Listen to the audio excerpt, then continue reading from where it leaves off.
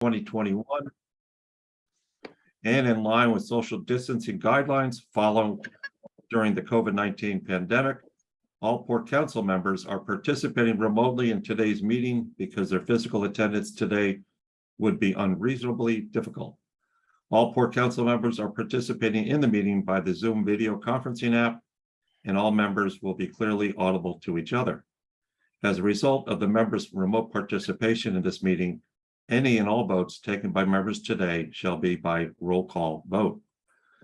I would also like to inform everyone that Sean Driscoll, the authority's communications director, is making an audio and video recording of today's meeting. Is there anyone else making an audio recording of today's meeting?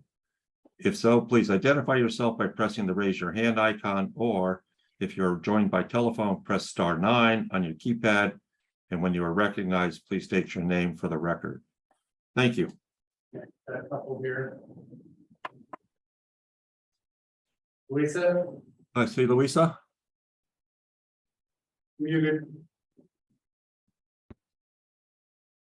Lisa, Yes, you're recording.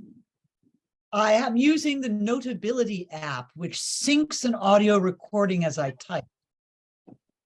Wow, Hey, you're fancy. you're on it. Thank you. And Okay, Rich, what app are you using? I'm using the recording app, Okay, whichever one that is. The notes on Apple software. Gotcha, thank you. all right. Good morning, Bud. Good morning, Mark. Good morning. First order of business is approval of the minutes. Can I get a motion to approve? So moved. Second, All right, discussion. Anyone have any comments, concerns? aye, Bud, aye. Say again, Bud. Aye, Okay. Roll call vote to approve. Start with Nat. Aye. Joe Salito, aye, Mark Reese, Aye. and Bud, aye. and Cahill, aye. Passes. All right, moving on to management report. We have the updates of current projects. Mr. Davis, should we start with the website redesign or redevelopment? Yes, but before we do, I'll just mention that, here in the conference room in the barn at the Comrade facility, besides myself, is Sean Driscoll, Terrence Keneally, Mark Rosum, and Courtney Oliver. Great, thank you. Morning, everybody. Hey, Sean. Morning, So Sean. just a brief update for you. The 80K design team is largely done with their work and is transitioning into supporting the technology team as they work to bring the designs into development. Content strategists have been working on creating a plan for blog releases and continued working on content for various internal pages, including resident discounts, standby and waitlist information. We also had a photo and video shoot last month, and the team's been working on reviewing the results of that to start to populate the designs with fresh imagery. The 80K tech team is working on various development efforts and also provided an in-person demonstration to staff, which was very similar to the demonstration that they gave to this body back in July. The biggest update right now is that while the bulk of the site's work is going to be done by early November, the project team has officially recommended a delay in launch until March 23 to account for delays in securing a content management system and also the switch to a new credit card processing company. This delay will allow for the internet general openings to occur before we switch to the new website and potentially allow some more time for beta testing before launch. And we have been continuing our public engagement through the biweekly e-news and updates at steamshipauthority.com/webproject. So happy to take any questions. All right, anyone have any questions of Sean? Oh, well, I have a couple. Sean, I wasn't getting off that cheap, I thought. just when you thought. Prior to the beta testing, will there be a group of alpha users from the islands to participating and provide feedback? We're already doing some of that with some homepage and reservation flow testing, and that's gonna continue before we get to even the beta launch. So that's been ongoing. And how many people are participating in that? It's been a couple of different small groups. Right now, we're working with a group of a 10, and then we'll probably have another group of about a dozen in the near future. So these are smaller tests so that they can be more one-on-one feedback with people, tracking them as they go live through the reservation process on a test site so they can give feedback as they're doing it. All right. Just one last final question is, and if you don't have the answer, I'd just like to get the answer. What percentage of the budget have we spent already on this project? I don't have that in front of me, but I can email that to you. Okay. All right. Any other questions from the board councils? All right, seeing none, let's move on. Thank you, Sean. All right, so next we have an update on the dry docking of the motor vessel Katama. So Mark, this is. Bring him over.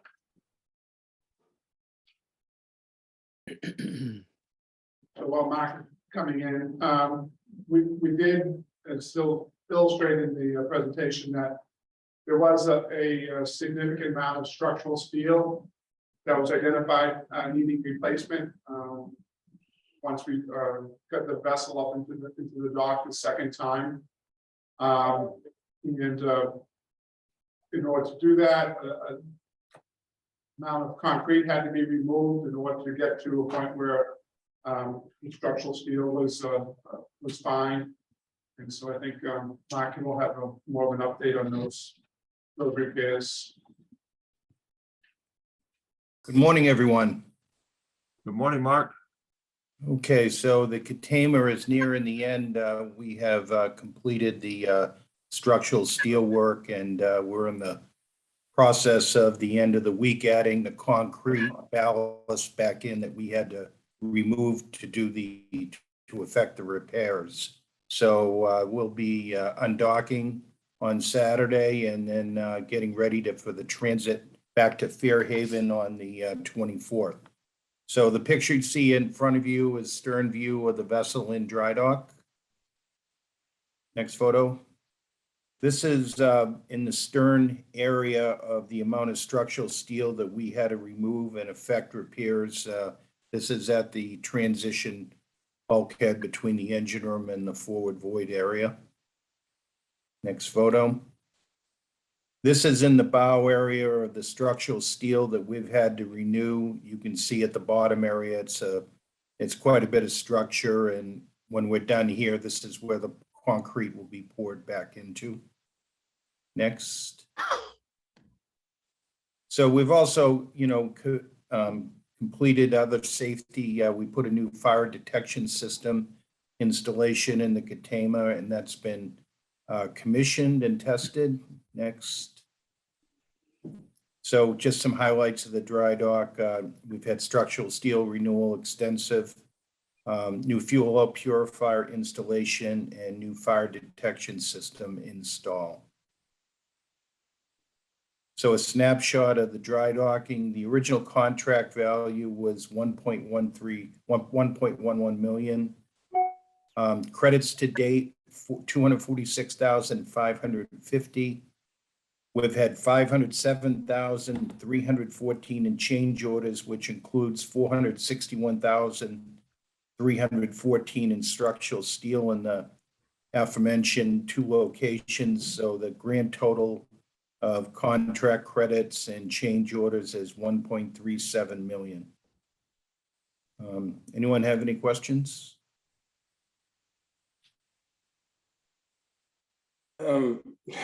Mr. Chairman, this is like the stuff that love talking about, but I don't want to say too many things, but I just want to ask Mark, why, because the whole concrete thing, that happened quite some time ago when we bought these boats way back. Why can't we use like weights or something that you can move or lift out? Or I know we're not gonna have ballast tanks in those boats. I get, that's a whole nother, you'd have to build a new boat to do that probably, but I'm just saying, why do we have to use cement? Is Well, that, there are other ways of doing it, such as in the new vessels that we have coming online. They will not have any cement dedicated ballast. There'll be water ballast tanks. right? And No, I get that, yeah, in these vessels here, back when they did the dedicated ballast, they chose to just pour it into the bottom of the vessel rather than put it in an area which allowed inspections, and that's really the difference. so there's no way to have like steel weights or something that you can lift through the deck out, you know, like let's say you wanted to remove them to do some work, or I don't know, I'm just saying, there's no way to do that? Yes, there is. Actually, on the Governor, we do have that type of dedicated ballast in certain locations, but this is so far down the road now from Yeah. decisions that were made many decades ago that, Right. you know, we're just nearing the end of the life of the vessels, and No, I just I have get to it. live with I it. know. Yeah, I understand. I just, it's like lifting your house and changing your foundation for no reason. You know what I mean? Like you know, I see it as such a waste, but I understand why. I remember when this stuff happened, when they lengthened them and stuff, and there was some issues with one of them with foam, and they had to get the foam out. I remember that too. So something with the Sanctity, I believe, had foam. But anyway, no, this actually didn't end up being as expensive as what was predicted, right? Because of the subtractions. That's what it looks like. Well, overall, the project was still overrun by approximately 200+ Yeah. thousand, but because of the credits, it looks a Yeah. little bit more favorable. But Yeah. you know, that cement prevents us also from doing, you know, in our dry dock preparations, from doing proper structural steel inspections, and Yeah. we go in there blind, and we can't even get into the Yeah. level or the detail of the repair until the cement is removed. There should be some kind of way to spray some kind of rust preventative stuff and then put the cement in, you know, something that kind of seals it from corrosion and air and whatever. But anyway, okay. Thank you, sir, very much for everything you're doing. Thank you. Any other questions for Mark? John, Yes, sir. John, what's the life expectancy now of this vessel? And if we go to sell it, what's the value of it? I'd leave Bob to answer that question better, but you know, you look at the structural steel weight. The vessel is basically at probably salvage levels. I'm not sure there's any more than that. Bob may have something to add. So I think as part of like the useful life survey, you know, this dry dock is typical of you know, what would be required to continue to maintain the vessel in a safe operating condition.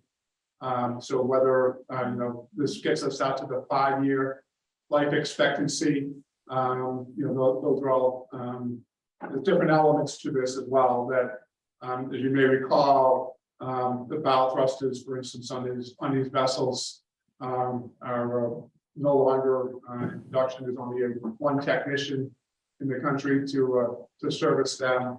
So you know, there's other elements of the vessel in total that you know, become obsolete before the entire vessel. But you know, I think it was necessary we need that vessel until at least the replacement vessels come. And obviously, without doing that work, it really would just be a salvage case as opposed to, you know, any potential market, you know, secondary market for these vessels. So, What is the salvage value, if you know? We haven't gone, we're gonna be going through that and taking a look at it. Because as we get, when we get to the point where we're asking the board to declare these vessels as surplus, we'll want to place some sort of minimum bid requirements on them.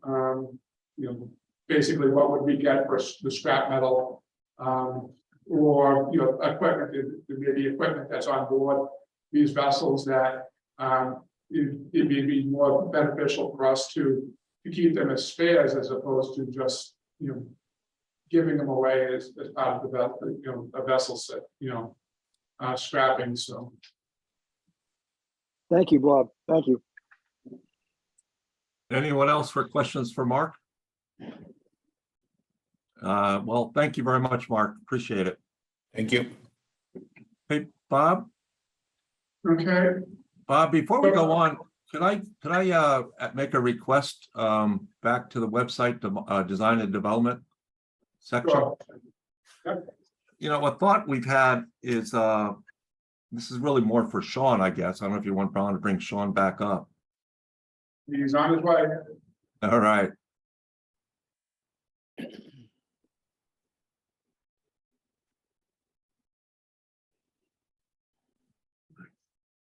Hey, Sean, thank you for coming back. The question that I'd like to ask is, can we request that we, as the islands, Nantucket and Martha's Vineyard, and obviously the other ports that they want to participate, is that we could give you a series of names that we would like to include as alpha users? Absolutely. If there's anyone you would like to be, I have a long list of people who were interested in doing that from the survey we did before we launched the RFP, but if there are specific people you would be interested in bumping to the top of the list, for lack of a better term, you can certainly send it right to me. Okay. I'm sure Martha's Vineyard will, and I don't know, Nat, I don't know what you feel about Nantucket, but we probably have at least, 4 or 5 people we would like to propose be part of that alpha group. Absolutely. We have a couple done, as I said, but anyone who you think would be a good candidate for that, just shoot the names my way. Great, thank you. Matt, did you have something to say? I would definitely put Mary Longacre's name in there, number one, but I wouldn't, Rob may have some others, I don't know. Okay, Okay, I He's can very in query, tune to what's going on. Sorry, Sean. It's all right. I can query the board and core council members individually, and if anyone has any names they want to send to me, you can do it through email. yeah. Great. All right, thank you. Yeah. John, what was I had something I wanted to ask, but I forgot now, so go ahead. Never mind. All right, so next item is actually kind of a follow-up to last month's meeting. We did have a rough presentation. It was kind of difficult to follow. We updated that a little bit more. And we've also working with the Lawrence Lynch, trying to nail down the timelines of the different phases of the project. So Sean will be putting up the presentation here.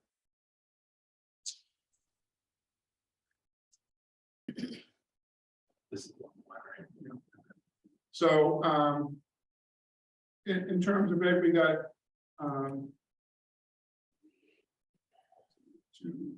6 different phases of this site work project.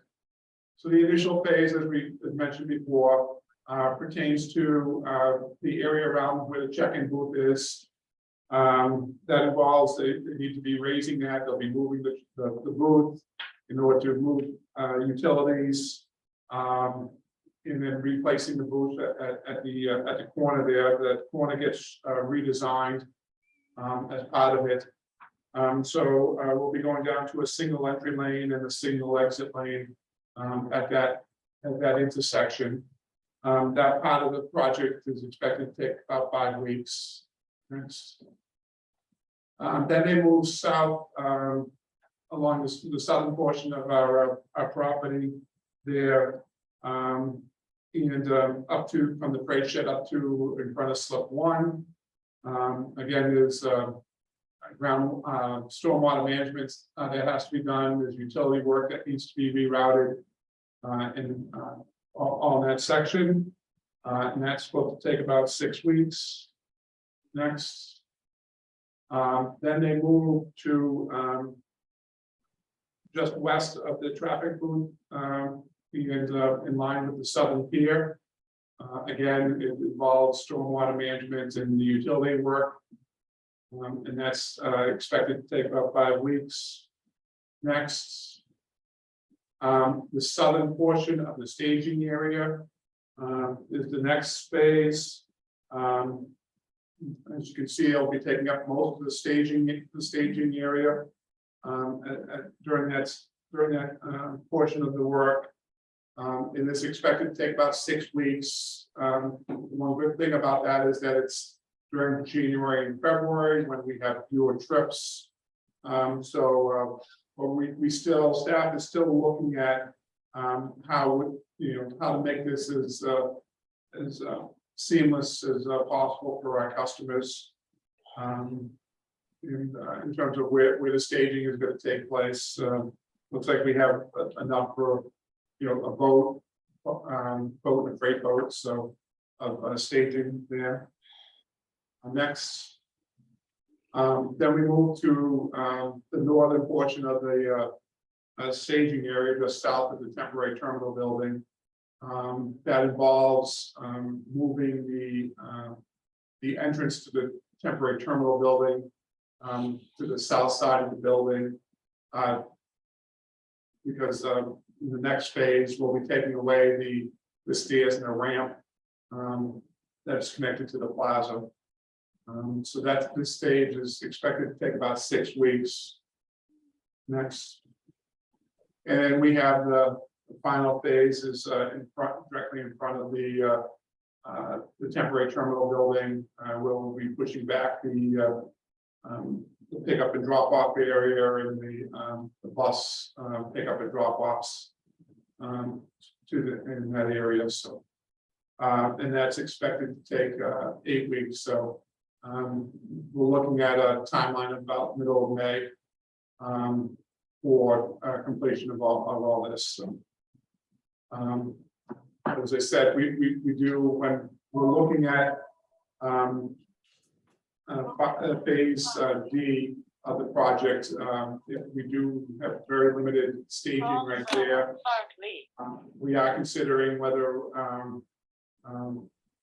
what we can do in terms of whether we end up having to stage some vehicles in the back lot, because that's January and February, it's not a lot of use of the lot at that time, and then have them pull up in time for to be boarding. So but there's some logistics involved with that, and as Mark will point out in the budget presentation, is that we are planning that we'll probably have to keep some additional terminal staff on board during the off season now in order to make this this work to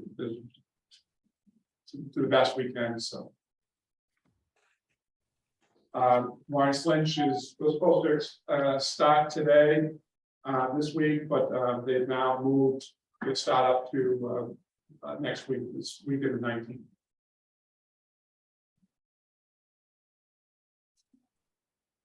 Okay. Guys have any questions of Bob? All right, no questions, Bob. Thank you for that. Right. So But I next, had, excuse me, I had one question. I love the diagrams and everything, but I was wondering if all the bullet points that you mentioned in your discussion could also be provided. certainly get those to you. Thank you so much.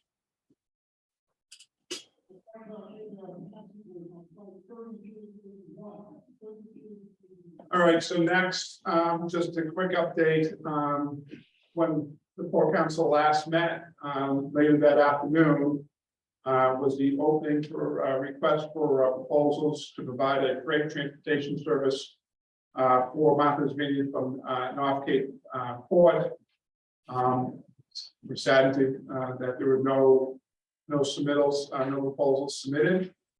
The RFP, by way of information, the RFP was issued back in March of this year. We advertised it in multiple methods, including on our website, legal advertisements in the Cape Cod Times, the Bedford Standard Times, and advertisements in multiple marine publications, which include Marine Link, Boats and Harbor, Maritime Reporter, and Marine Log. In addition to that, an email blast was made by Marine Log and was sent to approximately 20,000 subscribers of Marine Log, and included the full color advertisement of the RFP notice. So we tried to cast as wide of a net as we could on this project. We did receive interest from 47 different entities, but ultimately no proposal was received. We have been reaching out to those 47 to find out from them, potentially why they did not submit a proposal, if they're willing to provide us with that information. At this point, what staff intends to do as next step would be we have a schedule a meeting of the long range meeting task force. And this would be the agenda item for that group to go through and consider what would be the best next steps to take in this regard. So following that meeting, we'll be coming back to the board, council, and the board with any recommendations that group has. And that's scheduled already, right, for the 29th, I think? The 29th of September, yes. All right.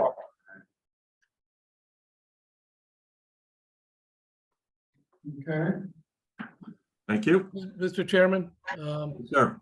yes, through you, have any of the potential vendors responded to you regarding problems or concerns they had about the RFP? I'm not asking for information now, I'm just wondering if they've been responsive. Yes, there have been a number of them that have been responsive in terms of why they chose not to.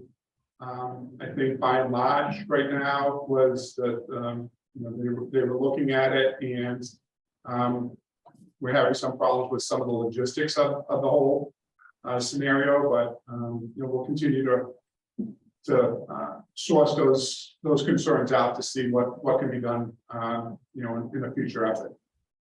And will a report be prepared summarizing their comments?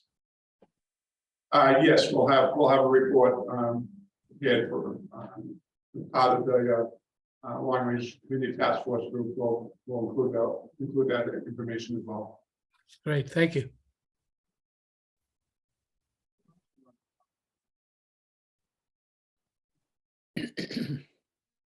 All right. So next we have just an update on the status of the purchase of two used offshore supply vessels. So following the Port Council last month, staff presented to the board on August 16th a request to authorize the general manager to purchase, subject to satisfactory additional inspections, two used offshore supply vessels from Hornbeck Offshore Services LLC for a total contract price of $11,275,000, inclusive of a 2.5% brokerage fee, as set forth in the agreement of purchase and sale. So we have, following that, arrangements were made with Hornbeck to transport the vessels, to tow the vessels from the Bayou location that they're located in to a shipyard, which happened to be Conrad Shipyard in Morgan City, Louisiana. I think Mark is still on here, so we'll probably want to bring him over as well. So staff, Mark, along with our port captain, Charles Montero, along with one of our senior captains, James Corbett, went down to witness the docking of those vessels. Along with them was the naval architect that we have working on the project, a marine surveyor, a gauging team, as well as the electronics technician to be looking at equipment. So we threw together some slides so we can show that. Sean's looking for it.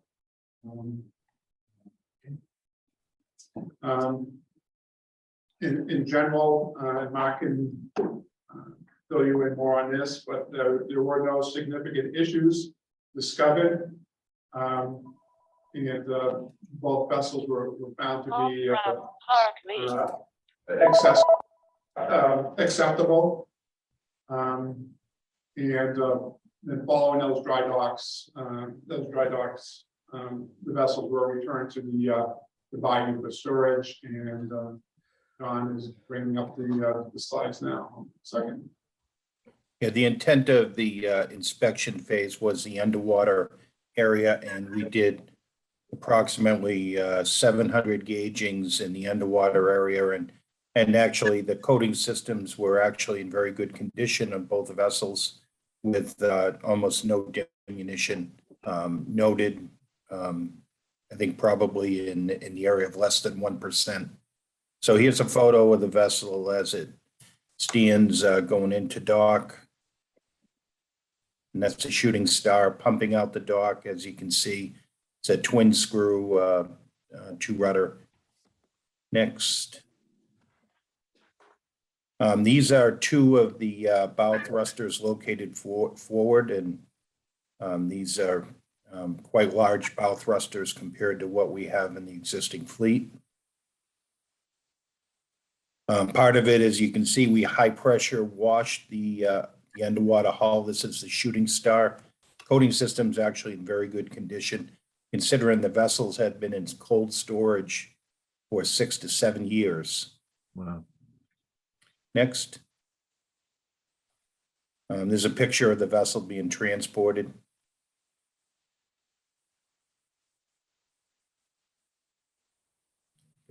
Picture of the stern area. And this is, you can see the coating systems. Quite frankly, it's amazing how good a condition. And this has to do with the age of the vessel. The vessel has only had one dry dock previous to this, and the conditions are just fantastic. And this is, okay.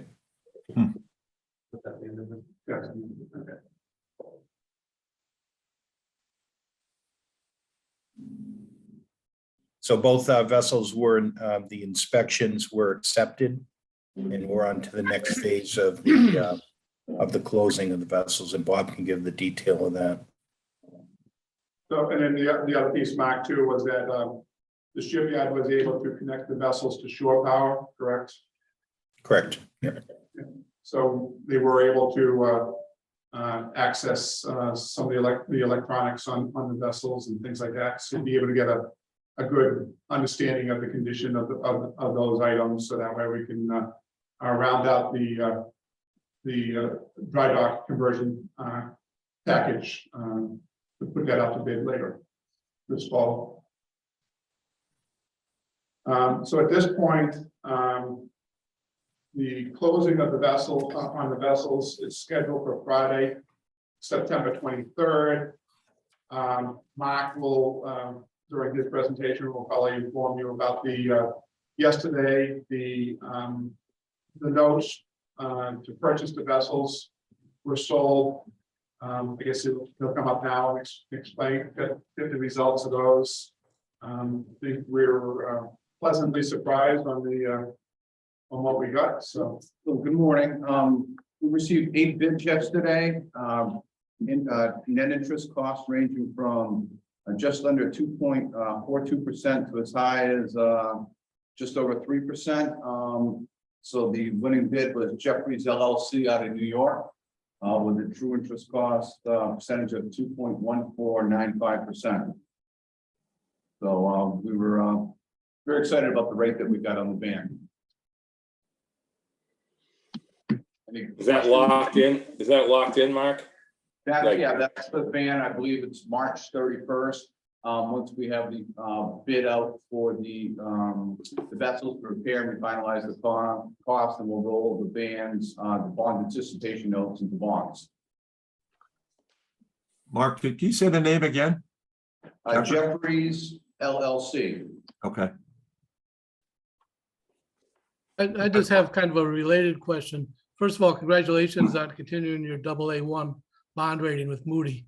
I think that speaks again very highly of the management, financial management in particular of the authority. But in going over that material, I noted that the Steamship Authority has a bond cap of $100 million. Is that correct? Correct. Yes, How long has that been in place? that was in place since, I think, 2013. I think it was 2013 or 2014, somewhere around there. I only ask, I mean, that seems like a pretty low limit, given the financial structure, size of the Steamship Authority relative to, your budget's $100 million, approximately, give or take. The authority to borrow usually is significantly higher than your operating budget. And the reason I bring it up is there's also the possibility of acquiring 2 other ships, sister ships related to the ones we're getting now. And I'm just wondering whether that bond limitation may have a detrimental effect on our ability to acquire those 2 ships.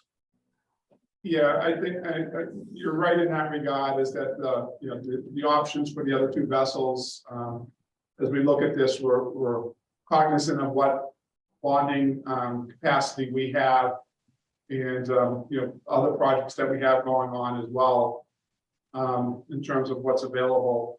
I think from speaking from where the bond limit was last raised, if you just were to apply a standard inflation rate to that, it should be about 125 million, not 100 million. So there was some earlier this legislative session, there was proposals put forth by the local delegation to raise it, but those amendments did not pass. So we'll continue to see what we can do in terms of funding. Obviously these vessels, we still feel are a great opportunity, and whether it's some combination of bonding or other funds that we have available, we're going to make sure we exhaust all avenues prior to the expiration of those options. Okay, thank you. This is Bud. I have a question.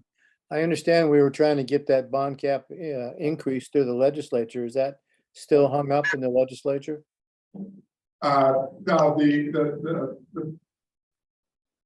there was the most recent one was on the economic development bill, and it made it through first reading, but on second reading it was voted out. So at this point, the state legislature is in informal session for the remainder of the year, but we'll continue to work with our the delegation as to if there's any opportunity to be able to do something. Thank you very much. Hey, Mark, with Jeffers, could we get the possibility of the same interest rate if we did go forward with the next 2 boats? We would have, well, first of all, we're at our limit right now, or close to the bond limit. And then we would, for this bond anticipation note, we would go out for competitive bid to convert it to a bond. So we're not sure who would be the low bidder at that point. Okay. So, the scenario, the bond resolution that the board approved back in August allowed us the flexibility to use these bond anticipation notes for the acquisition of up to 4 vessels. As we refine this, whether it's going to be the acquisition of 4 or whether it's going to be the acquisition of 2 and the conversions of those 2. That's the piece that we continue to work on. So. All right. Any other questions for Mark or for Bob on this topic? All right, let's move on. Thank you. Thank you. Thank you, Mark. All right, so next, we have the proposed, report on the proposed 2023 Martha's Vineyard summer and fall operating schedules. This past April, the authority placed newspaper advertisements of its proposed 2023 summer and fall operating schedules for both its Martha's Vineyard and Nantucket routes, covering the period of May 18, 2023 through January 3rd, 2024. Notice of the proposed schedules were also published for public comment on the authority's website.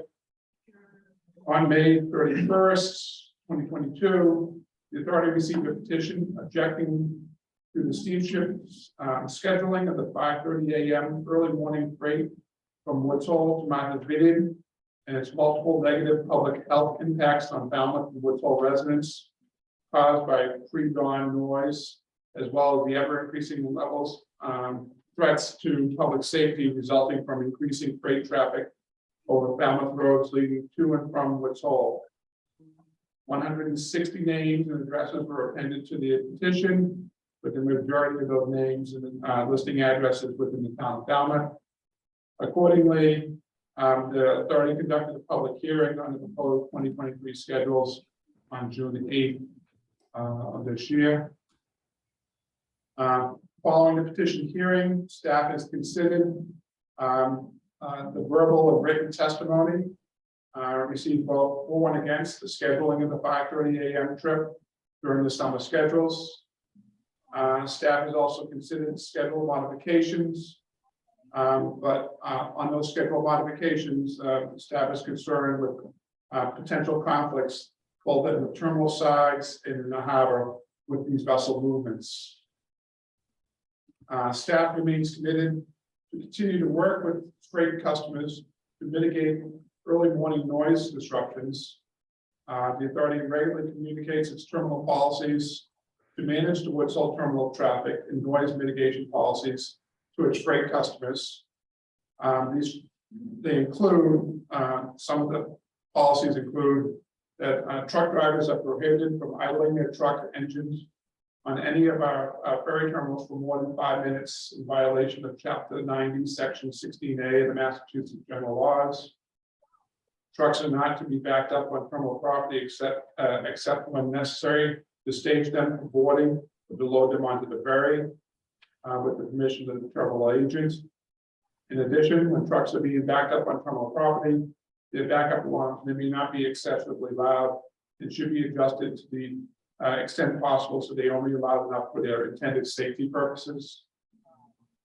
When driving to or from our ferry terminals, truck drivers are required to obey all posted speed limits and all other traffic laws, signs, and restrictions, including stopping when required for all pedestrians and bicycle crossings.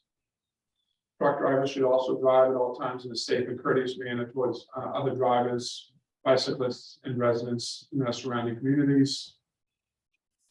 When driving on Woods Hole Road, drivers should reduce their speed as well as advance of curves and downhill stretches so they can minimize use of their engine compression brakes or shake brakes.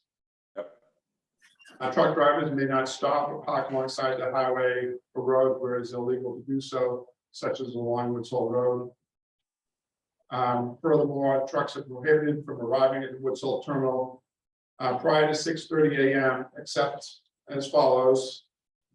Trucks with reservations for the 5:30 a.m. trip may arrive beginning at 5:10.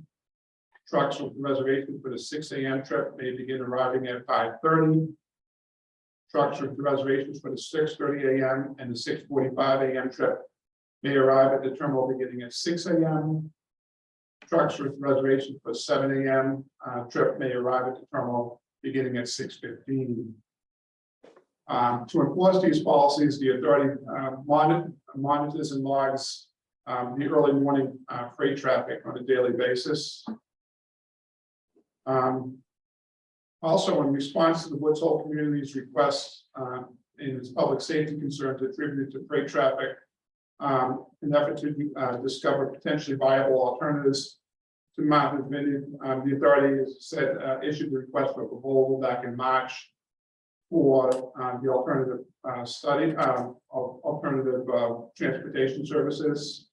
As we stated earlier, we'll continue to work with the long range task force on seeing what next best steps we can take in that regard, and whether we can revise that RFP and put it out again to see if we can find an operator that'd be willing to provide this service. In that regard, we have been contacting the companies that had taken out the proposals. Also, as part of the report that's in your packet, staff looked at there was a request to operate a late night commuter service for Vineyard hospitality workers. The authority has gone back and reviewed the 2022 occupancy reports for the period of June 2022 through August 2022. And during that time period, the authority transported on an average of about 110 passengers on its 9:30 trip off island, from Vineyard Haven to Woods Hole, the last trip of the night. Of the 111 passengers, approximately half of those would have been associated with a vehicle that was on board the vessel at the same time. So some 55 passengers on average departed the island at that last trip. Sorry. So to continue to consider operating additional round trips beyond that current scheduled 9:30 p.m. departure from Vineyard Haven, it was determined we would have to have because we have the slopes that are all occupied at that time of night. We'd have to have two vessels operating. We'd have to transport approximately 425 passengers at a minimum, just to cover the fuels related fuel expense based on what our projected fuel costs are for June, July, and August of next year on a gallon basis. But in order to do so, it would involve an additional crew to operate in order to do that, as well as additional costs landside in terms of keeping the staff at the terminals available. So at this point, staff is not inclined to amend its 2023 operating service in order to provide that late night service. So Terrence, you may have something to add to this, but in a sense, what we're proposing is that we're going to be requesting that the members approve the 2023 summer and fall operating schedules for Martha's Vineyard route as originally proposed back in April. The schedule that is being is up for approval is essentially the same schedule that we've operated now for at least the past 4 years, 4 seasons, and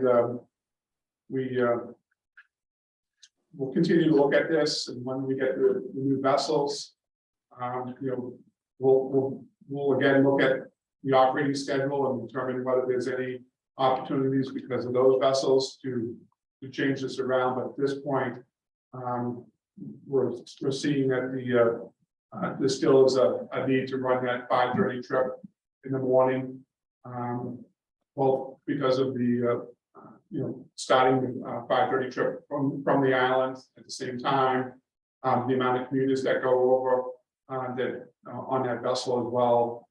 We are continuing to limit it to under 40-foot trucks, which is primarily the food trucks. There are other under 40-foot vehicles that get on here, but it is not the tractor trailers that are going. So those under 40-foot trucks do not have Jake brakes, so they wouldn't be making that braking sound early in the morning. So the Martha's Vineyard route from May 18th through June 16th of 2023.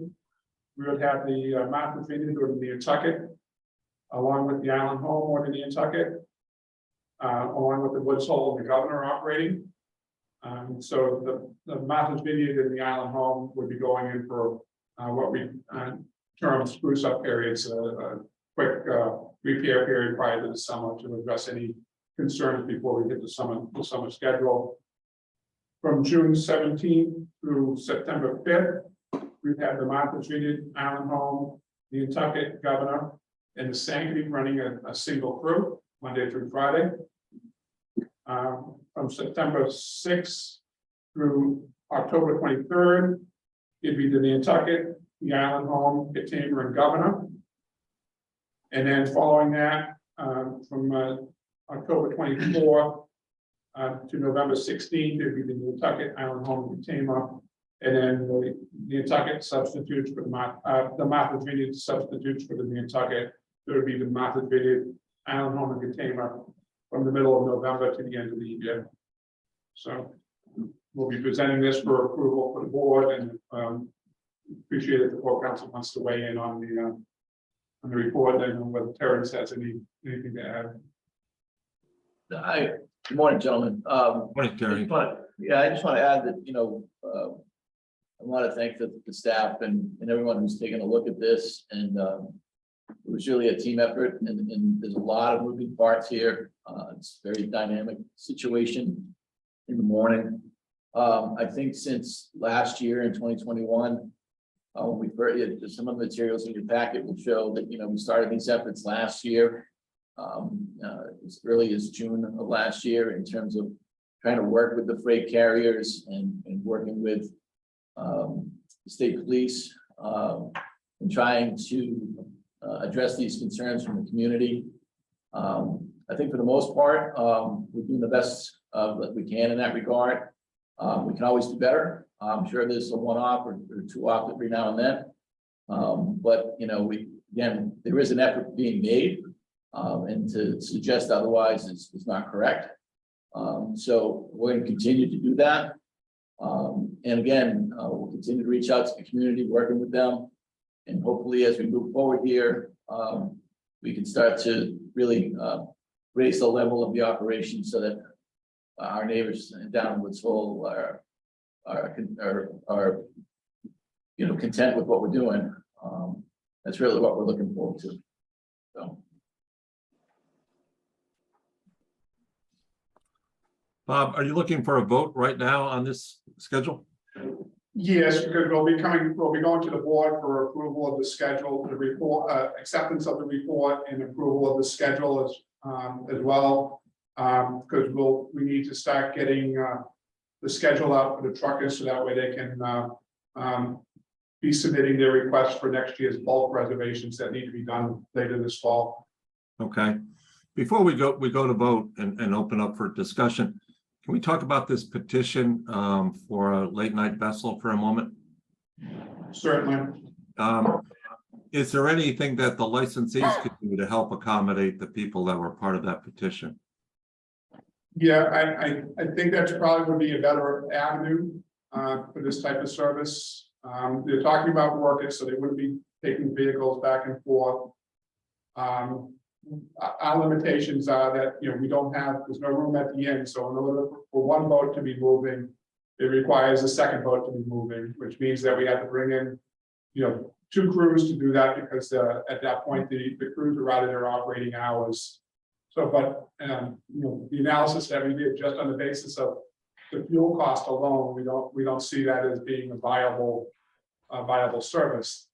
That being said, one of the licensees with a smaller vessel that's, passenger only, it would be perhaps tailor-made for one of those services. I know that previously there was a water taxi proposal made back in the spring of 2021 to do it, and whether that would be perhaps an avenue that they should explore.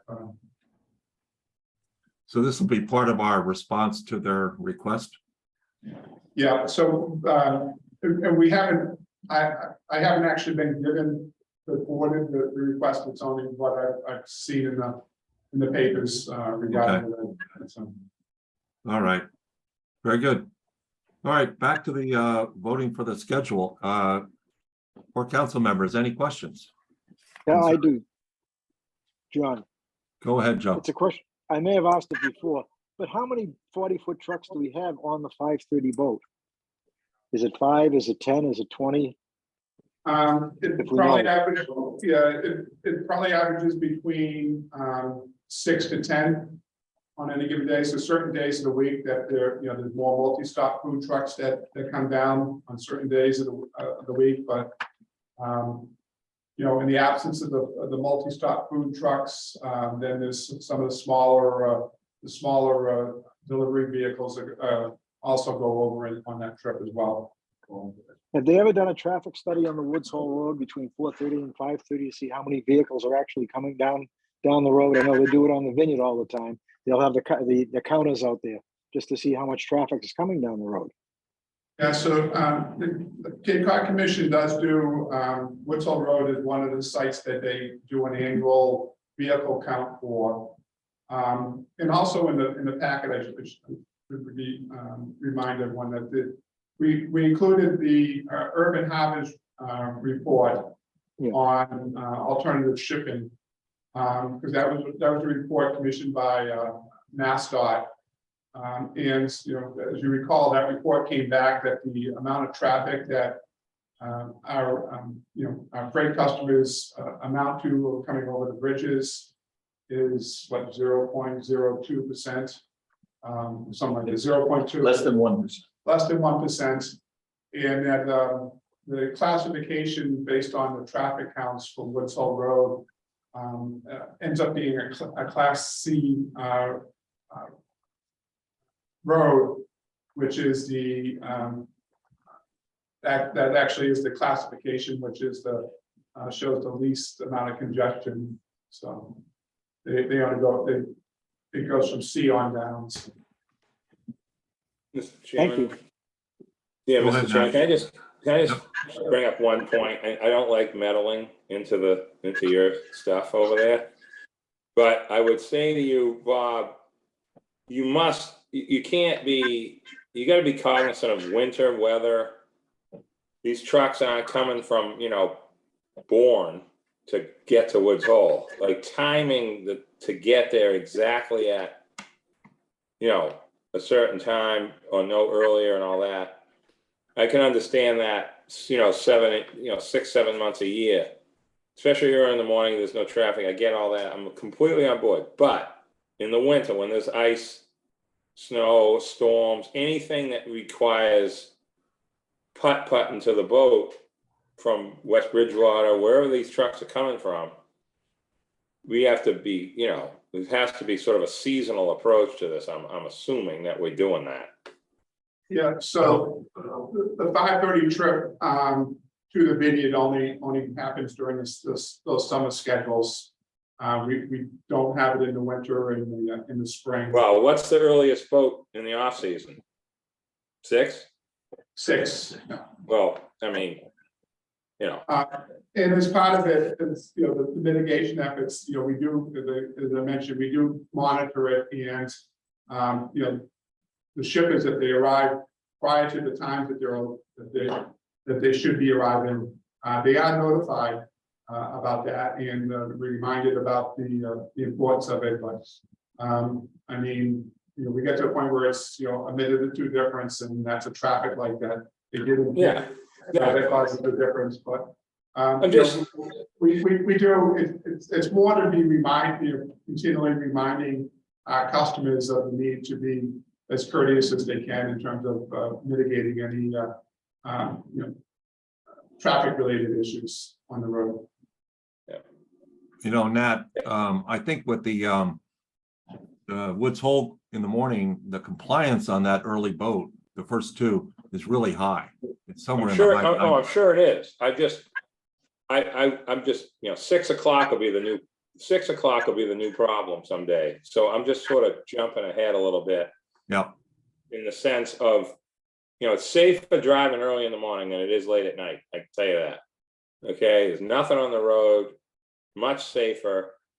Yeah, it's, you know, I mean, I'm just saying, so I think the steamship is doing a great job with this and using the governor in the morning, not having to use the backup alarms. You can't get rid of backup alarms. World is gone. You can't even, I mean, it's unbelievable. What you're supposed to have for that kind of stuff is nuts. Nobody's sleeping. So, you know, so there's no way to solve that except for what we're doing right now with drive-through boat early in the morning and trying to make it so they don't have to back up on the lot. So anyway, thank you. Yep. Bud, Yeah, I just wanted to comment that I read through that voluminous report and from my past experience and so forth, I just wanted to compliment the Steamship Authority on what I call doing a yeoman job trying to help solve this problem. thank you, Bud. All right, so I think we're at a point where we have to vote on the schedule for the summer and fall operating schedule. Can I get a motion from somebody? So moved. Second, Was that enough of a motion, Bob or Terry? Yes. Yeah, that's good. Yeah. Yep. Okay. So it's been motioned and second. Any other questions, discussion? All right, let's do a roll call vote, starting with Joe Solito, Aye. Mark Reese, Aye. Bud, aye. and Nat, All right. and Cahill, aye. Thank you, everyone. Thank you. All right, we're up to the treasurer's report. Thank you, Terry. Yeah, thank you, guys. Have a good day.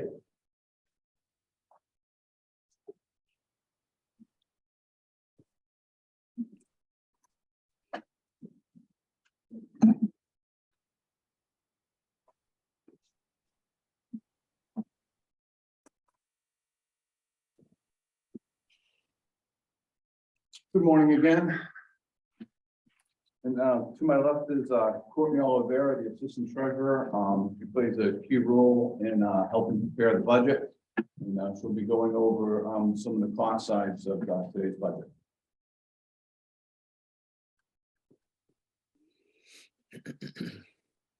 Okay, so for the budget, baseline revenues, we're using the traffic statistics, the actual ones from August 2021 through July 2022. For the past couple of years, we've been making some adjustments due to COVID. This year, we're using the actual statistics from the previous 12 months, not only for our traffic, but also for our licensed carriers. Big driver in the budget, which we'll see later on. But the elephant in the room is the fuel costs. So we're projecting $5.6 million or 69% increase.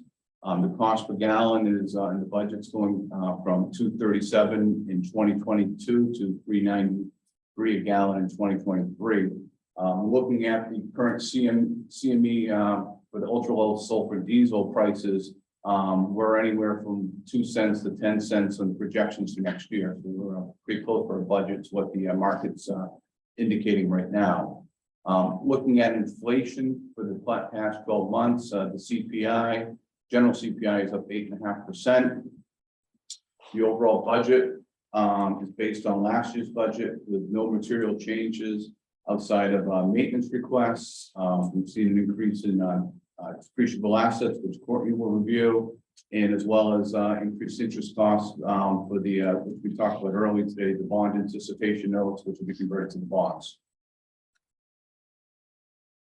And also on for the payroll side, we're not looking for any material increase in the hours. The only hours changing are the hours for the inclusion of the COO position, which was approved earlier, and some hours at the Woods Hole terminal during the construction phase. Projecting operating revenue using the current rates that are in place right now of $129,661,000. Operating expenses of $132,674,000. We factor another income of $8.7 million and other expenses of $4.6 million. We come up with a net income of just under $1.1 million. And keep in mind, last year's 2022 approved budget had a net income of $9.1 million. So roughly about $8 million behind last year's approved budget. And I'll have Courtney go over the expense side. The largest operating expense changes between the 2022 and 2023 budget are operation of terminals up 900,000 and general expense up 1.1 million. Increased utility costs are affecting both of these categories, up more than 30% over 2022 budget. General expense also includes a $300,000 increase to pensions and relief and the addition of the new COO position. Depreciation is up 1.5 million. This includes 7 electric buses, 2 electric shuttle vans with charging stations, the new website and mobile app, in addition to the 2 new vessels. Maintenance expense is up 1.8 million. We have more details about the maintenance projects on the next slide. Operation of vessels is up almost 6.9 million. The biggest driver of this increase is fuel, like Mark said, up 5.6 million over last year's budget. Again, Mark said the 2023 budgeted price is $3.93. The 2023 maintenance expenses. So in 2023, we will be dry docking 5 vessels for a total cost of 4.8 million. And also 4 million in terminal, dolphin, and docks repairs. The projects include new HVAC at the Vineyard Haven terminal and repairs to the concrete decking at the Vineyard Haven dock. Pier decking repairs in Oak Bluffs ahead of the 2023 season. New siding on the Hyannis terminal and the traffic booth. Installation of a passenger tent for the fast ferry on Nantucket. And dock repairs and maintenance, including new bollard installations at the 3 island locations and Hyannis. And the other area on the expense side is the interest expense will increase next year as well by about 1.1 million over budget. That's with the new issuance of the bond participation notes and the rollover into the bonds next year. Operating revenue, passenger revenue, looking at the previous 12 months and using the current fares, I was seeing it, expecting it to increase by about 2.4 million or 8.1%. Parking revenue, about $950,000. Big driver on that is the assumptions on the permits using what's actually, what permits we've sold. Freight revenue increasing from the budget, about 1,372,000 or 3.7%. And the automobile revenue we're projecting down about 574,000 or 1.3%. Mark, before you go forward, why do you say it's going to go down for the automobile revenue? Looking at the previous 12 months, we're seeing a normalization between the quantity of standard fare as well as the excursion fare. So there's more excursion fares traveling compared to the standard fares. Additionally, the quantity we're expecting down from 2020. We're expecting that to be with the sheet here. Bear with me a second. So we're expecting the amount of autos to be down from the actual 2021, but up from the budget. So it's really the mix of the vehicles that are traveling. More excursion fares and less standard fares. Thank you. Okay. Here's a graph showing the flow of our income statement. So you can see for the first 4 months, we lose money, where it's about a $16 million operating loss. When we make money May through September, and then at the end of the year, we end up with our net income of just without any fare adjustments of just under 1.1 million. So with that, Courtney and I would be happy to answer any questions regarding the first half of the budget presentation. I have a question through the chair. So it looks like you're projecting an operating deficit of a little over $3 million for next fiscal year. And looking at how you're going to deal with it, it appears 2 revenue sources from other income, one being license fees is going up by 52%, as well as release premium of long-term debt at $1.4 million. Could you give a little bit of explanation what those two other incomes Sure. things are? Absolutely, Bill. The licensing fee is the fees that we get from the private carriers. And just as our ridership in the passengers have increased, so will theirs next year. And that number is derived from using the current license formulas and using the last 12 months of actual traffic. Okay, so plugging that right into the formula, and some of the formulas are accelerated. The more passengers carry, the higher fee per passenger we collect. The premium is a correlation to the interest expense we have. That has not been adjusted for the new bond anticipation notes of the bonds, because we don't know if there's any premium going to be associated with that. But that's when we issue the bonds, we get a premium, but the coupon rate on the bonds are a little bit higher. The previous issues that we may have had a higher interest rate on the coupon than the current market rate, and they advance. So instead of doing a 10 million bond note, they might give us 11 million. And then we amortize that premium in correlation to the interest expense. Okay, thank you.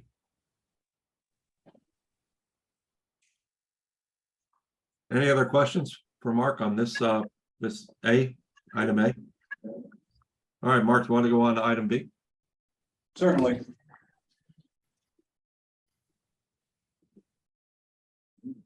And this is just for information purposes. Next month is when we'd be asking for a vote. Okay, good. Thank you, Mark.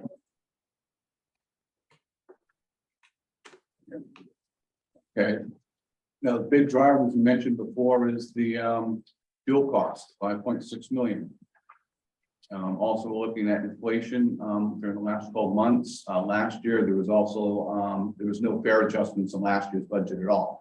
So the fares that we had in 2022 were the same as in 2021.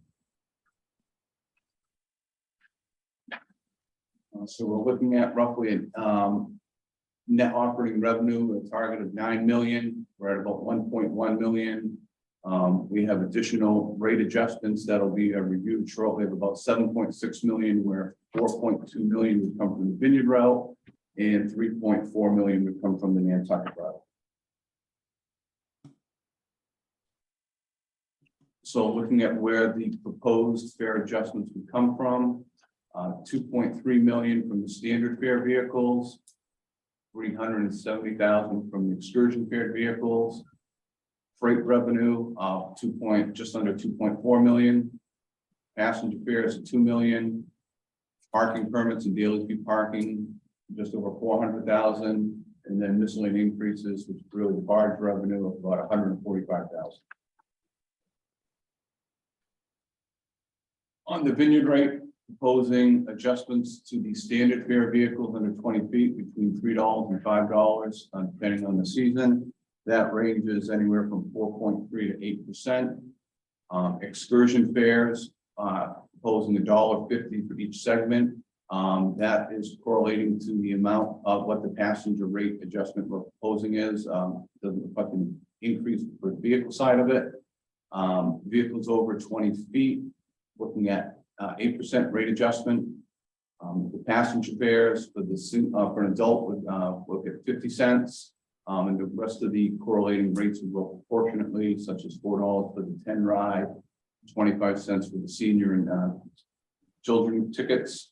And looking at adjusting the parking permits by $50, the annual parking permits, and the daily fee parking from May 15th to October 31st by $1 per calendar day. Mark, Yep, Sergeant John. well, I'll wait till you're done. I'll go ahead, keep going. Okay. On the Nantucket route, proposing very similar items. Standard fare vehicles, looking at adjusting from $9 to $12. Their base rates are higher than on the Vineyard. That's a range between 4.9 and 7.2%. Excursion fares being adjusted by $3, which is about 2.4 to 3.3%, depending on the season. And again, that reflects what the 2 adults and 2 children on the excursion ticket would be going up. Vehicles, looking at 8% adjustment on all freight vehicles over 20 feet. Barge fee adjusting from $7 to $8 a ton. On the conventional ferry, we'd be going from $19 to $20, including the embarkation fee. And $3 on the high-speed ticket. Those are on the adult tickets, and everything else would be going correspondingly. In accordance percentage-wise in the parking, same as the vineyard, $50 on annual permits and $1 on the daily fees. And talking about the excursion fare prices, one thing we are going to look at is the part of the budget, but working with the operations team is the allocation and use of the preferred space and seeing if there's a way of adjusting some of the earlier morning trips to get more attractive times to the island residents who need to travel at those times.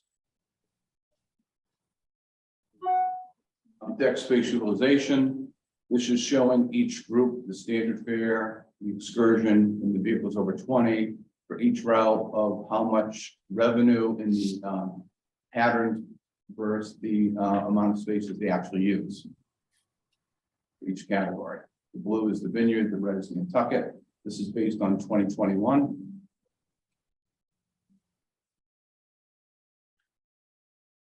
And here's a breakdown of the percentages of where the proposed fare adjustments come from. The freight would compromise about 31%. Standard fare autos about 30%. Passengers 26%. Parking 6%. Excursion fare is 5%, and the barge about 2% of the overall proposed rate adjustments. And here we can see the graph with the fare adjustments that we showed prior, where we first 4 months we operating at a deficit, an aggregate deficit of about $14.5 million, and then we make a positive income for May through September of about $30 million, and then we finish the year at just under $9 million. And with that, Courtney, myself, and Bob would be happy to answer any questions you may have. Well, go ahead. Anybody, any of the Port Council's members want to jump in? John? Yes, sir. Go John? ahead. Yeah. Yep. Through you. Yeah, just ask you, Mike, you said that you were going to be changing some of the excursion spaces that you have. I know there's 120 a day spread out. Would those new spaces be on the 7:30 and 8:15 boat? Yeah, we could, the 7 o'clock boat has, I think, 18 out of 60 total spaces. We can look at adjusting that. The 7:30, I believe the number is under 10 out of the 50 total spaces on that boat. One thing we want to be careful is that the more 7-day preferred space we have, it's preventing island residents who are pre-planning outside of 7 days to make plans. So one option is to be increase the 7-day preferred space, or do we look at having another layer of preferred space for the island residents who want to plan outside of 7 days? Thank you. Mark, I have a question. You know, with the excursion fares, is it possible we could just raise that $1 as opposed to $1.50? Just keeps it simple for people to understand. Sure, we can, well, what we'll do is we'll make the adjustment, we can make the adjustment, we'll analyze it of adjusting the vineyard rate to $1 and which would be the effective to adults on the tickets. Then we'd recommend doing the Nantucket the same way. So both islands are in parity from 3 to 2. And then we'd probably look at the peak pricing in the middle of the summer as an offset. Yep. The Friday, Saturday, Sunday, if the Port Council would be amenable for that, and we can make those adjustments prior to the board meeting presentation. Thank you. What do you think, board? Would that be something we should do? I would be in favor of that. Yeah, me too. Well, let's take a look at it. We got one more shot at this, right, Mark? Yeah. Yeah, so we'll be coming back in October. So what'll happen is we'll present this at the board with the any modifications or suggestions. We'll relay that to the board in a couple of weeks. We're gonna have a couple open houses that we have previous years. Then after putting all that together, we'll come with the final recommendation. Some of this is still fluid, like where we just got the interest rate. We're trying to make some adjustments on the final bonds and any premiums. and any other informative material information that would affect the final budget.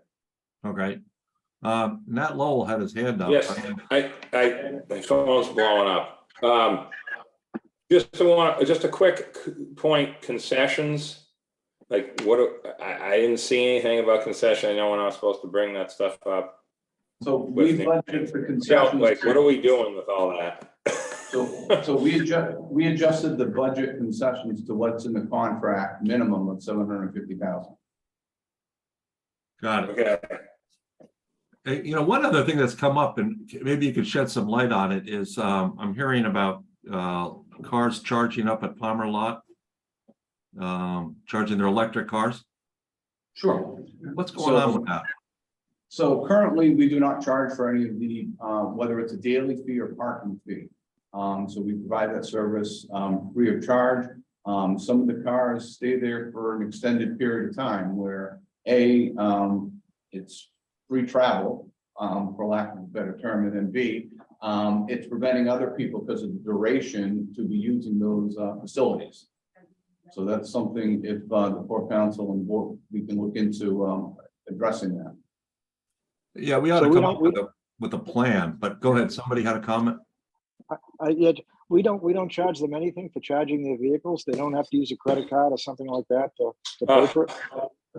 No, the units that are currently there are New future.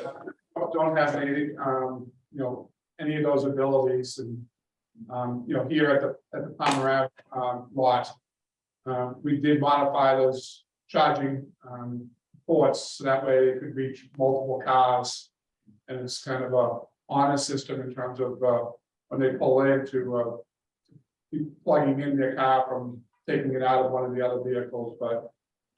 Those cars, particularly the permit holders, they end up they sit there for a long period of time. And we do have, daily fee pockets that are looking to get a charge as well. So I've seen some of the cars parked up on the lawn there trying to get it because the spaces are all full. So how many do we have, Bob?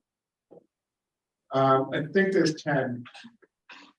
10. 8 to 10 at Palmer. And so the average daily fee parker stays about 2.5 days. So, as far as if the permit, one way to attack the permit would be just if you have an electric car, you have a special permit where you can park and you roll that price annually into the parking permit where they don't have to pay for the charge every time. Where the daily fee parker, they're pretty much in and out over a weekend. That's generally the longest. That'd be the easiest way to attack it. I think this is a conversation for another ongoing, especially nowadays with everything that's going on. You know what I mean, Mark? This is like the new siphon gas is now plugging your car in. Never could have planned that. Well, let's, at a minimum, let's just look forward down the road to a plan of how to turn that into a different operation than we currently have. Thank you, Mark. Okay. All right. Any other questions for Mark? So I get the business summary.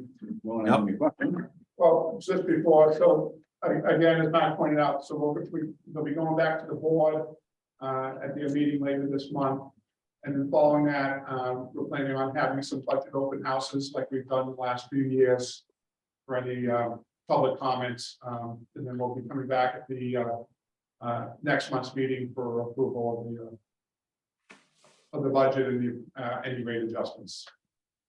Go ahead, Mark. Yeah, would it be possible to include in the material for next meeting a history of the rates over time? So we can get a picture of how much they've gone up and down, or say the last 5 years or so. Yeah. That's in the cost of service. Yeah, we can include in the cost of service book. There's I think it goes back 20 years, so we can shorten it up to 5 years if that's what we want. But whatever you can provide, if it's already available. Thank you. All right, Mark, you want to move on to the summary? Absolutely.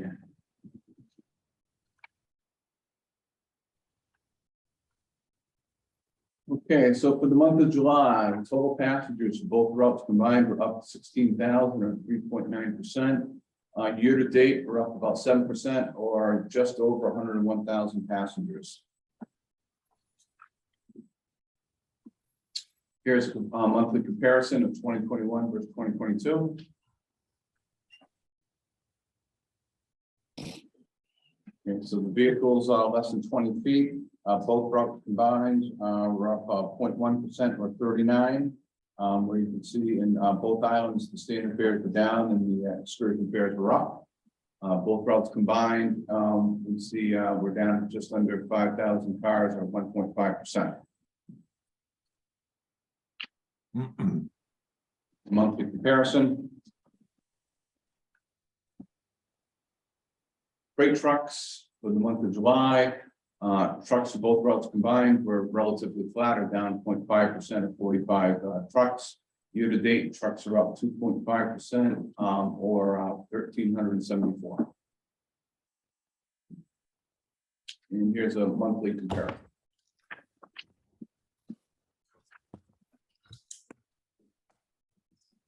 Cars parked on the Vineyard route, both routes combined, we're up about 2.9% or 817 cars. Year to date, we're up 6.2% or just over 5,100 cars. Again, the monthly comparison. Trip report, the month of July on the Vineyard route, we had 4 trips canceled for mechanical, 0 for weather. On the Nantucket route, we had 8 for mechanical and none for weather. Bringing the total mechanical cancellations for the month of 12 and weather of 0. Financial snapshot for the month of July, we had operating revenue of $19,269,000, which was higher than budget by $516,000. Other income of $347,000, was higher than budget by $157,000. Operating expenses of $11,017,000 was higher than budget by basically $400,000. Income deductions were lower than budget by $16,000. Putting this all together, net operating income for the month of July was $8,463,000, which was higher than budget by just under $290,000. Wow. Year to date, net operating income of $6,350,000 is higher than budget by, that's a typo, excuse me, than $1,951,000. Well done. Operating revenues, most categories were up in the month of July, and some of that has to do with the way the calendar fell. We had one more weekend day in July than we had the previous year. But basically, operating revenues were up 2.8%, 3.6% overall operating income for the month of July, and year to date, operating income is up 2.1%.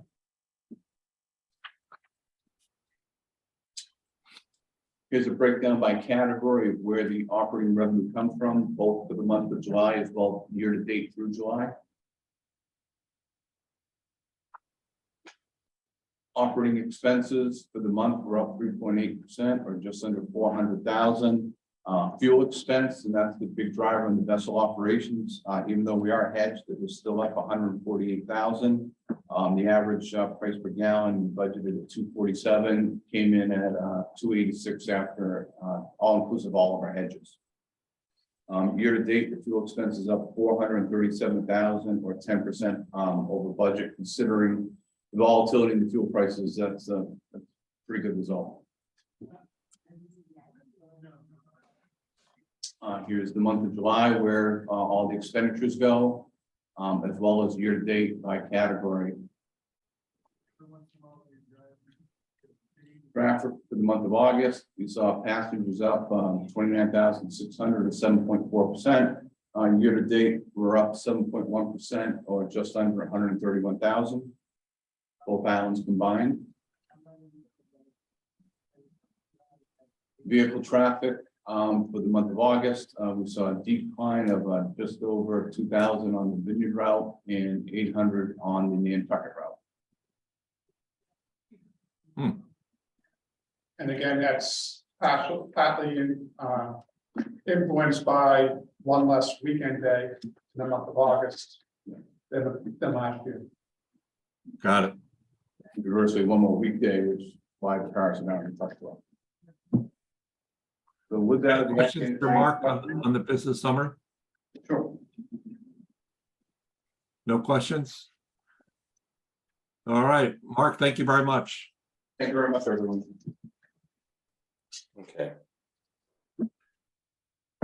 Bob, are we ready to move on to old and new business? Yeah, so, so Sean will be coming up here because he'll tell you all the fun he had with the naming contest, but, is, made, aware, with the purchase of new vessels, requirement is that within 30 days of acquiring those vessels, we need to rename them.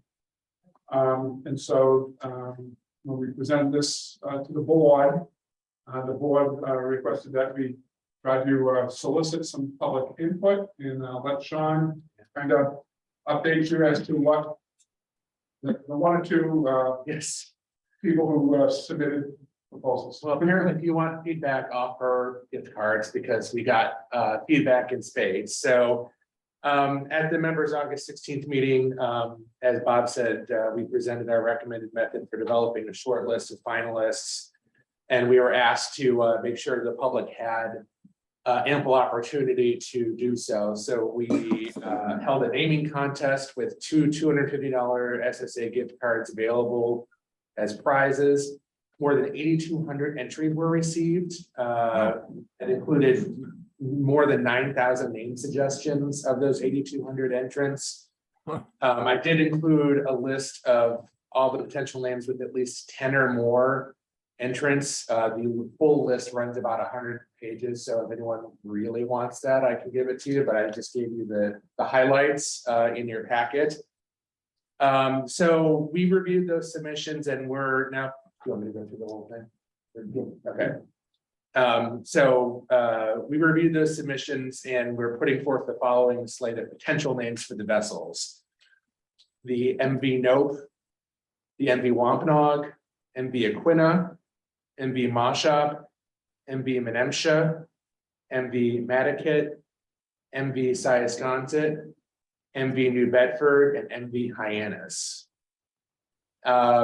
We were mindful not only of the most popular names that were submitted as part of the contest, but also our tradition of naming vessels after regions from our port communities and trying to present a slate that had a balance of potential names from each of the 5 port communities. We appreciate, but sadly must recommend rejecting various references to Jaws that were submitted, as well as Boating McBoatface, Ferry McFerryface, and Steamy McSteamface. We also declined to put forth a popular pairing of East Chop and West Chop for fear of creating confusion with radar markings and potential confusion in case of emergency.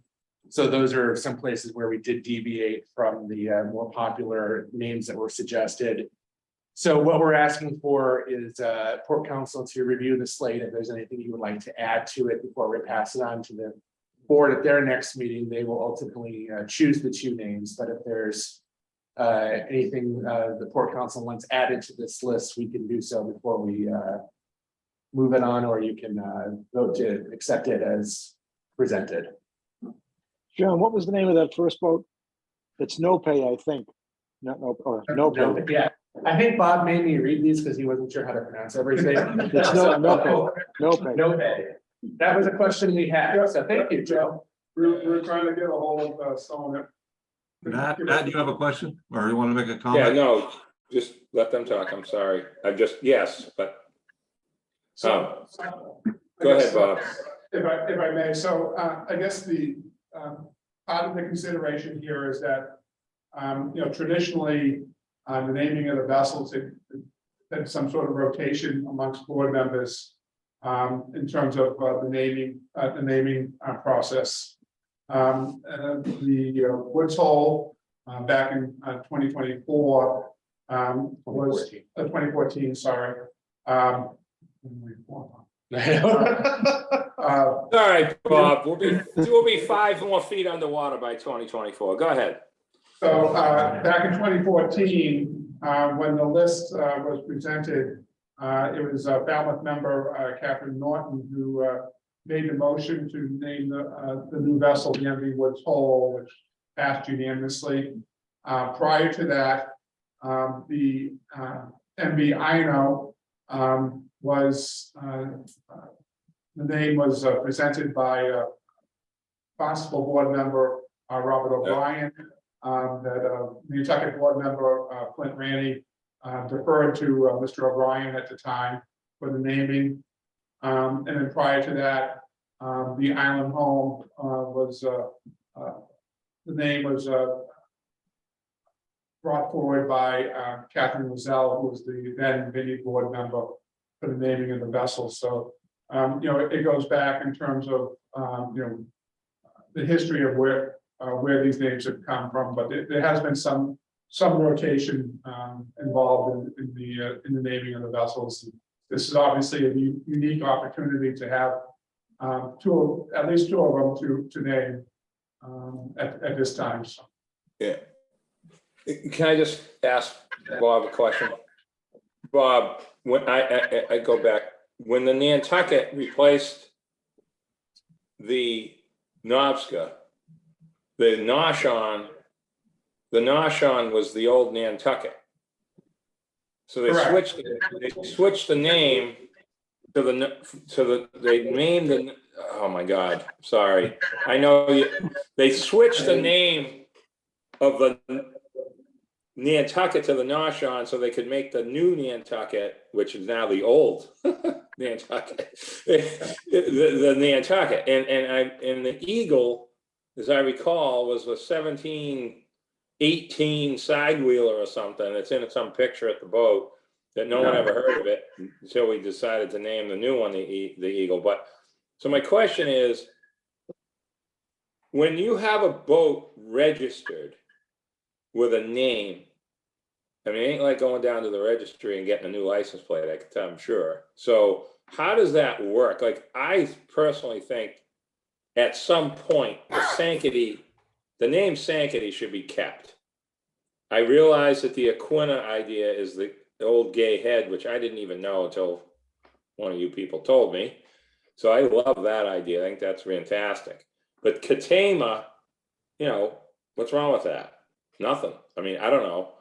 But I'm not saying we shouldn't not have that name or have it. I'm not saying that either. I'm just saying, if I had to pick, I'd pick the Sankaty to be that name to stay with at some point as another boat, another vessel name. But new, fresh names, whether they're old ones that haven't been used for a while versus something fresh and new that we haven't heard of or haven't done yet, I think is great. You know what I mean? I still love my Monomoy idea. No one else, I guess nobody else has submitted it. But That was actually on the list of multiple locations. It was down the list, but it was there. well, I mean, it covers two things. You got the Cape and you got Nantucket, sort of. Right. But anyway, I just thought that I'd ask you about that registration issue. Like, how does that work? Like, how fast and how much time do you need to switch a name with the state, with the government and all that stuff? Yeah, so in terms of that, well, first off, it was the steamer Nantucket that was renamed the Noshawn in preparation for when they decided to build what is now the motor vessel Nantucket. So that was 50 years ago at the time. In terms of renaming them, I've been involved with when we did the Woods Hole and the INO and the Island Home, but we haven't renamed the vessel since we renamed the Pro Navigator and the Golden Mist to become the Gay Head and the Katama.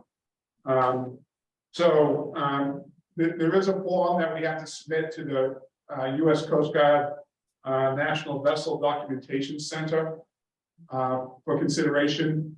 I think that process is fairly straightforward in terms of submitting the name to change the name on the official number for the registration for the vessel to a new name.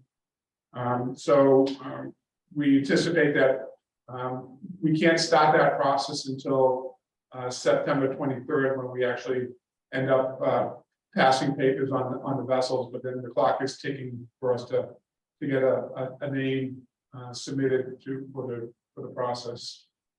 Got it. So, and as for, at this point, we're looking for, if there's any additional names that, full council members want the board to consider. So if you want to have Monomoy as one of the names to consider, by all means, indicate so that way we can add it to the list. So I think there's only 9 on the list right now. Yeah. Is there a deadline for this, Bob? I'm sorry. Is there a deadline? No, we just need to have this ready to go to the board. They meet on the 27th. Okay. So a couple days after we should be passing papers. Does the Port Council want to make any recommendations today on names?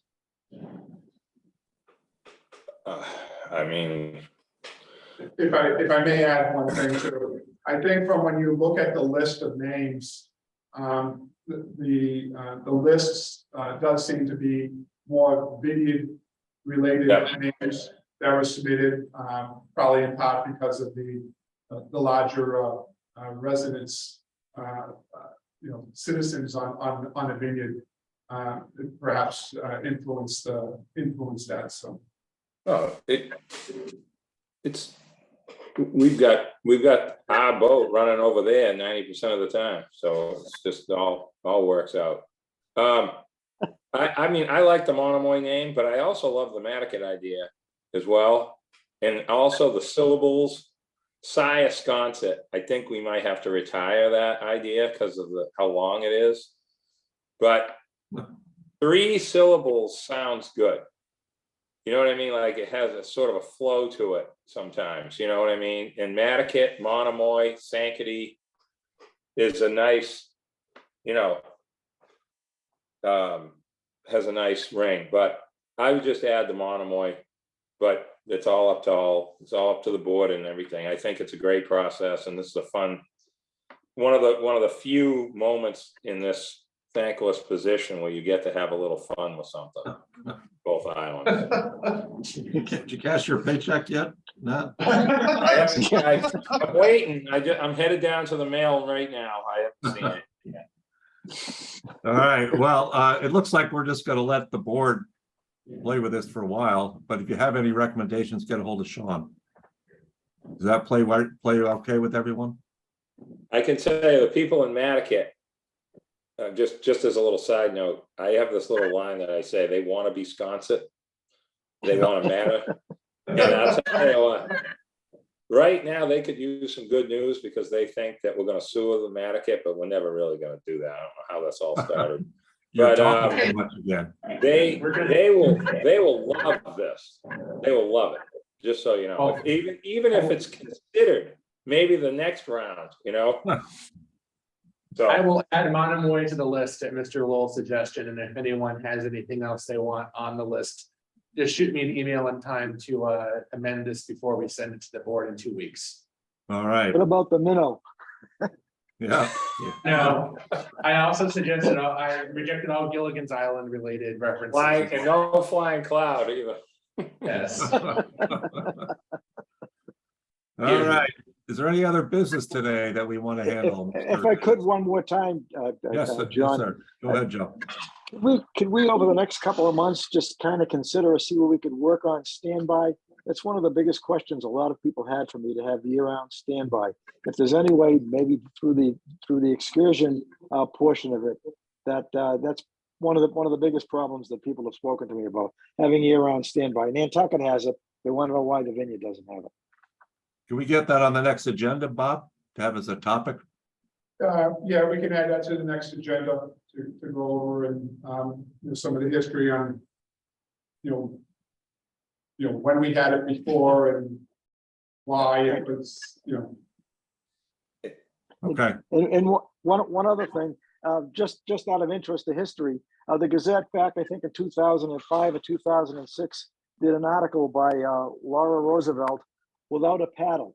It's very interesting. It talks It is a about the great article. 1960 strike, and it also talks about why we don't have New Bedford anymore as a place to or as a port for the boat because of the expense that it costs. So just for your own edification, if you want to take a look at that, you can pick it up online. It's a great article. Thank you, Joe. I recommend you all read it. All right, at this point, do we have any, yes, Bob? I do have one request for the Port Council. We were talking about the budget and having these open houses. And Yes. The board meets on September 27th, as I mentioned before. And then the Port Council is scheduled to meet on October 4th, Tuesday, October 4th. So that doesn't leave a lot of time for Mark and Courtney to have these open houses to talk about the budget. Consider any suggestions that are being made during those open houses and turning around the budget in time for that following Tuesday's Port Council meeting. So wondering if the Port Council would be amenable to moving their October meeting from October 4th to October 11th. Absolutely. Whatever I'm fine works with for it. everybody. How about Bud? That's Mark, fine. and That's the Joe? day after Columbus Day weekend. That's fine. Yeah, all Correct. Fine, it's fine with me. right, Bud, Mark, Works for me. all right. Can we just, Okay. notify I'll anybody contact who's not here? Yeah, I'll contact Rob and confirm with him, but okay. That's done. Thank you. Any, at this point, any comments from the questions from the attendees? Oh, thank you. Rich Salzberg has his hand up. Good Hi, good morning. morning, Rich. I've got a couple vessel questions and a transfer bridge question. I'd like to start with the transfer bridge question if I could. Go for it. There was an incident not that long ago at the Slip One Transfer Bridge in Vineyard Haven. The preliminary report from the SSA was that it was somehow triggered by a truck, and I was wondering if you could elaborate on what occurred at that transfer bridge. What caused the cable to snap and the counterweights to fall into the harbor. okay. Well, Sean's gonna bring Mark over, but while he's being brought over. Essentially, what it was a one of the trash trucks was loading onto the vessel. There is a portion of that vehicle that extended beyond the sides of the truck. It snagged one of the cables as it was going over the transfer bridge, and as the vehicle moved forward, the tension caused the the cable and the counterweights to fail, and counterweights ended up going into the water. Did the bridge or the vessel that was at the slip move in any way to cause the truck to brush the cable? Not that we're aware of. No, if the truck actually lifted the counterweights up from the ship, and the dropping moment is what caused the failure of the ties of where the connection points are on the wire. On the new ones you have over in Woods Hole, the ones with the concrete counterweights, do you have any kind of guards or anything on the cables to sort of prevent things from snagging them? No, they're fairly identical, Rich. It's just that pipe actually, when it came in contact with the wire, it lifted the counterweights up, and then when it broke free, it just dropped. This is the same setup that we have on all of our bridges. Okay, thank you. And going back a little bit, you had a specific engine part on the Nantucket that had to go up to northern New England to get repaired, and I was wondering if you could speak to that, what it was and why it was that it had to go to a very specific location to get repaired, because it seemed to be more complicated than the usual repair. Okay, the governor on the Nantucket We haven't had a new replacement governor that we put in. There's certain characteristics which are adjusted into the electrical aspect of the lube oil trips. And this had to be readjusted at the factory. The way it was supplied, which was consistent with previous governors this had to be adjusted, and it has to be adjusted by a Woodward factory. And this particular place in northern New England is an authorized service center. Was that sort of an anomaly? Was it an error by the factory that it came in such a condition that it wasn't immediately usable? I would say that we need to specify, we need to be more specific in our specification of that. I would have to say that is one of our adjustment issues that we should have foreseen. Understood. And lastly, concerning the Island Home, do you have an update on when that vessel will return, and maybe a thumbnail as to what work it's undergoing or has undergone? Yes, we're as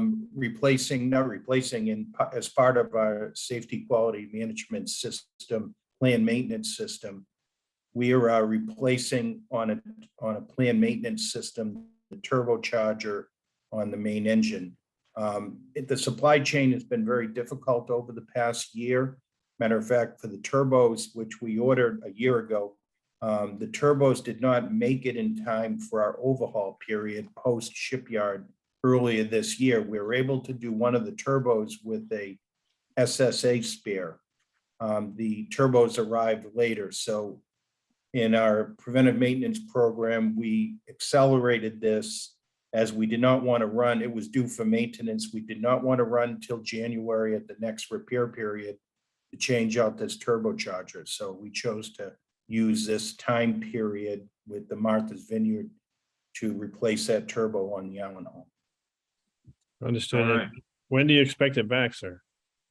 We're right now, the turbo is going in, I would say, approximately 6-7 days.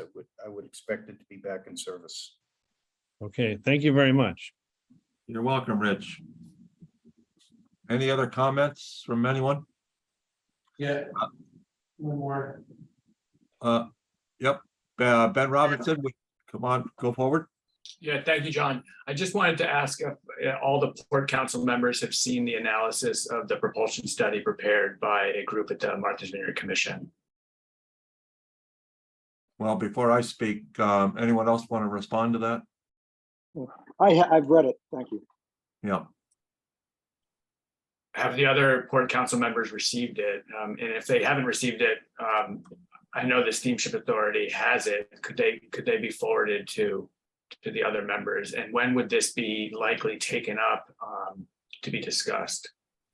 Well, I think I can't speak for everyone, but I know if you want to forward it to me, I'll make sure it gets to the other Port Council members. And I think, Ben, as I mentioned before, I think the Steamship Authority is preparing a response, and if need be, it'll be brought up at the next Port Council members meeting. All right, yeah, just please let us know when you'll be discussing it, if you have further questions on it, or next steps that you see as pertinent. This is an incredibly important issue, and we don't have the luxury of time to push it off. So I think it's something that needs to be addressed as soon as we can. A strategic plan going forward is required, we feel. Understand. All right, we'll make sure to get back to you. Thank you. All right, Ben, thank you. Anyone else? And that appears to be it. All right. Who would like to make a motion to adjourn? So moved. Second. All right, roll call vote. Mark? I don't think we heard you. Yes. All right. Bud? Yes. All right, Joe? Yes. All right, Cahill, yes. Thank you, everybody. Thank you. Hi, everybody. Mark? Bye. Thanks, Bob. Thank you.